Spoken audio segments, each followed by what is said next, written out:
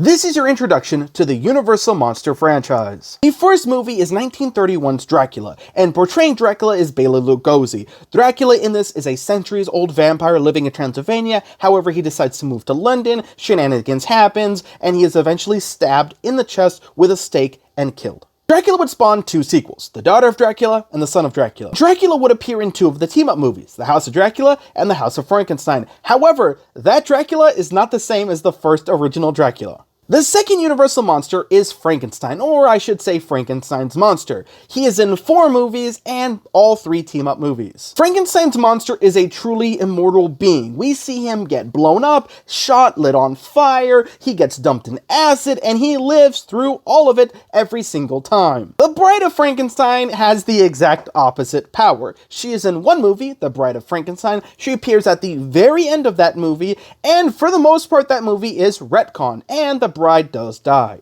The fourth monster is the Mummy, originally portrayed by Boris Karloff in the movie titled The Mummy, where he is an immortal ancient sorcerer. However, Universal Studios would retcon that movie and make the Mummy's Hand franchise, which would go on for 4 movies and replace Imhotep the Mummy with Chorus the Mummy. The Mummy, like the Bride of Frankenstein, does not appear in any of the crossover movies. The fifth Universal monster is one of my favorites, the Wolfman, portrayed by Lon Chaney Jr., who is the son of Lon Chaney, who made the Universal franchise what it was. Now, while the Wolfman would not get a sequel, he is the main character of all 3 crossover movies. On to number 6, my personal favorite, The Invisible Man, who has a whopping 5 movies in his franchise, more than any other monster. The first Invisible Man is about a psychotic, evil killer. The second one is about a hero trying to right a wrong. The third one is a slapstick comedy and actually has a woman in the main role. The fourth one takes place during World War II and is about a secret agent. And the fifth one is about a vengeful man who wants revenge.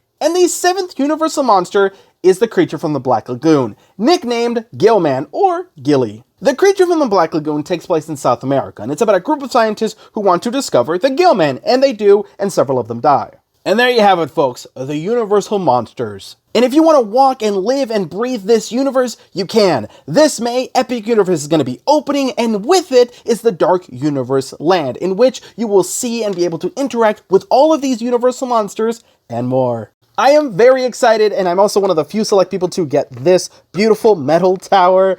All I can say is I'm really excited for Epic Universe, and if you want more coverage, stay tuned. Have a magical day, everyone.